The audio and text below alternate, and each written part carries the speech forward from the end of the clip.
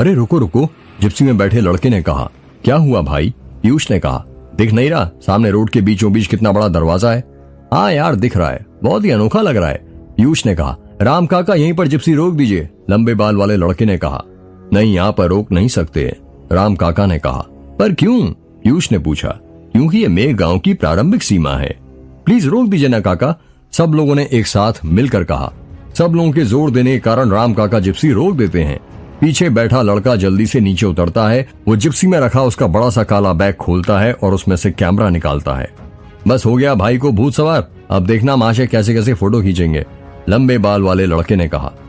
राम काका ने जिप्सी दरवाजे के ठीक सामने रोकी थी। उस दरवाजे के बाईं तरफ से पहाड़ी वाली सड़क जाती थी और वो दरवाजा एक दूसरी सड़क पर था जो मेघ गांव और दास गांव को जोड़ती थी। दरवाजा करीब 10 फीट ऊंचा था और उस पर बहुत सारे संस्कृत में मंत्र लिखे हुए थे। उस दरवाजे पर एक बड़ा सा ताला लगा हुआ था और उसके ऊपर सफेद कपड़ा लपेटा हुआ था। सफेद कपड़े के ऊपर लाल कुमकुम से स्वास्तिक का चिन्ह बना हुआ था। उस दरवाजे पर कई ताबीज, माता रानी की लाल चुनरी और रुद्राक्ष बंधे हुए थे। दरवाजे पर बंधे ताबीजों को देखकर लंबे बाल वाले लड़के ने कहा, ये ताबीज कैसे है राम काका? ये ताबीजों और इस दरवाजे की अलग कहानी है, राम काका ने कहा। लंबे बाल वाला लड़का दरवाजे पर लिखे मंत्र को पढ़ते हुए कहता है, अन्नत पुण्य फल कदम अत शांतिम प्रच्छम।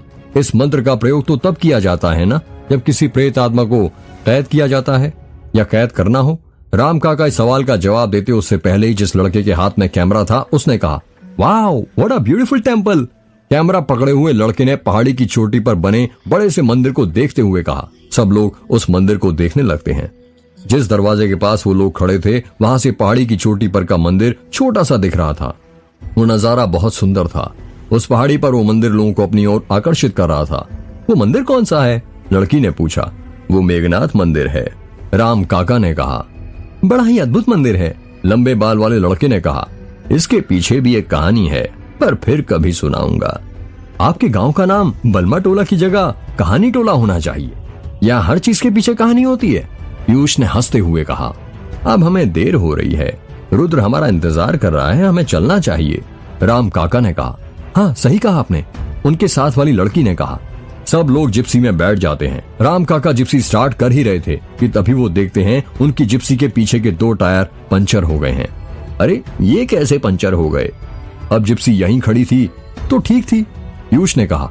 मैंने कहा था ना, हमें यहाँ पर नहीं रुकना चाहिए, ये उसी औरत का प्रकोप है, राम काका ने कहा। सब लोग राम काका की ओर देखने लगते हैं और उन्हें घूरने लगते हैं। अब क्या हमें पैदल जाना पड़ेगा? जिप्सी में बैठी लड़की ने कहा। आप लोग यहीं रोकिए, मैं दास गांव से किसी मैकेनिक को लेकर आता हूँ, राम काका ने कहा। ये सुनकर पीयूष हंसने लगता है और कहता है, मैकेनिक? उसकी क्या जरूरत है?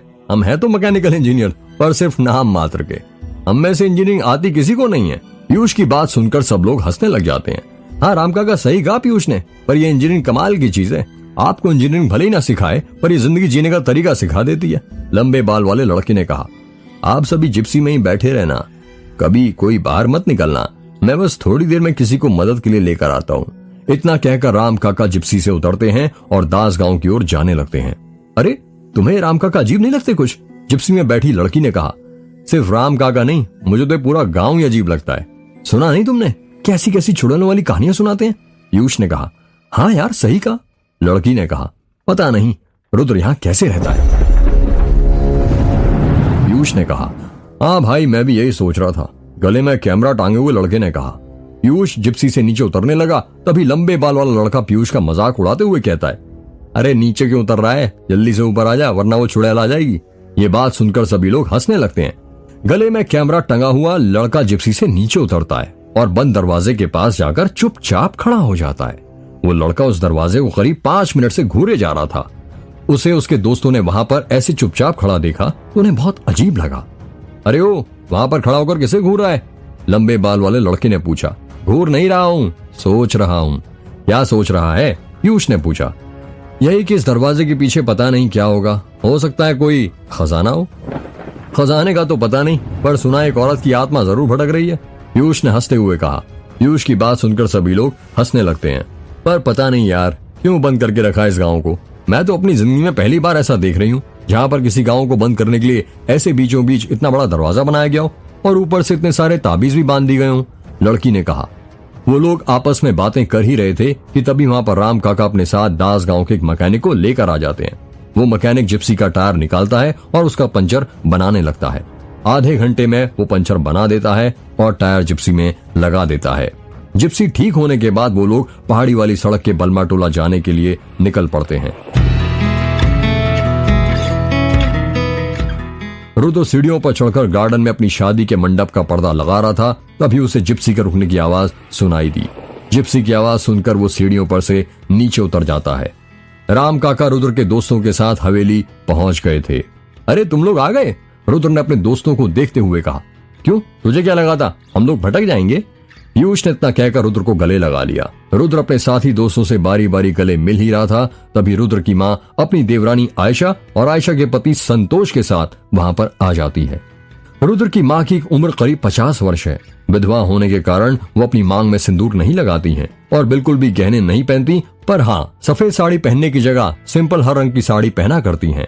रुद्र एक एक करके अपने दोस्तों को अपनी माँ, चाची और चाचाई से मिलाने लगता है। रुद्र ने अपने एक मोटे से दोस्त की ओर उंगली करते हुए कहा, जिसकी हाइट करीब 6 फुट है।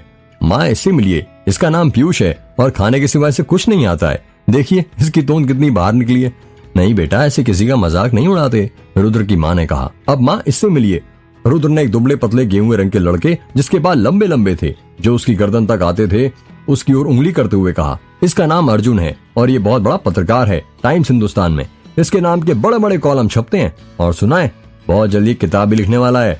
नमस्ते आंटी जी, अर्जुन ने रुद्र की माँ के पैर पड़ते हुए कहा। रुद्र ने एक सामने से लड़के की तरफ उंगली करते हुए कहा, अब इससे मिलिए। माँ, ये समीर है, ये एक फोटोग्राफर है और मेरी शादी के फोटो भी यही खींचेगा। देखिए साहबजादे ने अभी से अपने गले में कैमरा लटका कर रखा हुआ है। अरे वो तो बस ऐसे ही, वो रास्ते में हमें एक बड़ा दरवाजा दिख गया था तो उसकी फोटो खींचने के लिए मैंने अपना कैमरा निकाल लिया और रास्ते में खींचने लग गया। इसका मतलब तुम वो दरवाजे के पास रुके थे? रुद्र के चाचा संतोष ने हैरानी के साथ कहा। हाँ वो। समीर अपनी बात पूरी कर पाता उससे पहले ही रुद्र की चाची आयशा ने राम काका को आवाज लगाते हुए कहा, राम काका, अरे ओ राम काका।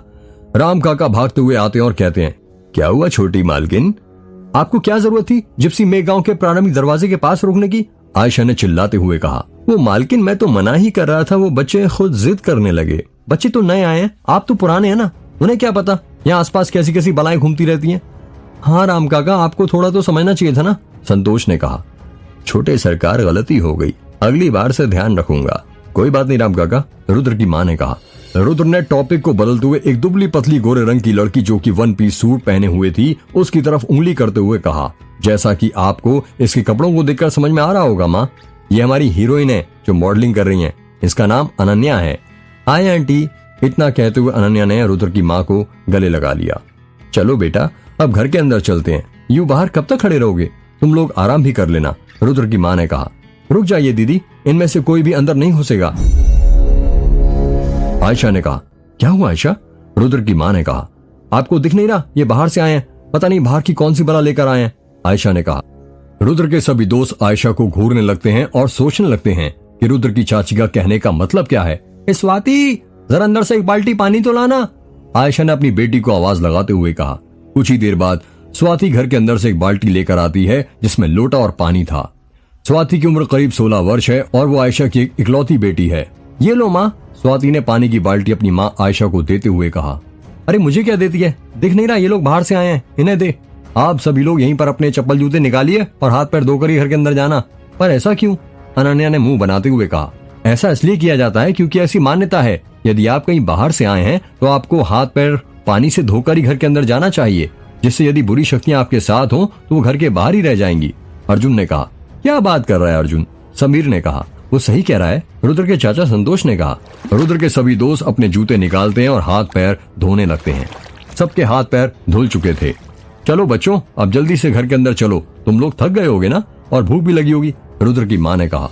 हाँ आंटी जी, सही कहा आपने, मुझे तो तभी भूख लग गई थी जब मैं गोंदिया स्टेशन पर उतरा था, पीयूष ने कहा। पेटू तुझे तो लगेगी ना, तू 5 लोगों का खाना जो एक साथ खा लेता है, अनन्या ने कहा। इतना सुनते ही सब हंसने लगते हैं और अंदर जाने लगते हैं। रुद्र की एक बहुत बड़ी सफेद रंग की हवेली थी जो बहुत ज्यादा अद्भुत थी। ऐसा लग रहा था जैसे बहुत पुरानी हो, पर अभी भी वो चमक बरकरार थी जो तब होगी जब बनी होगी।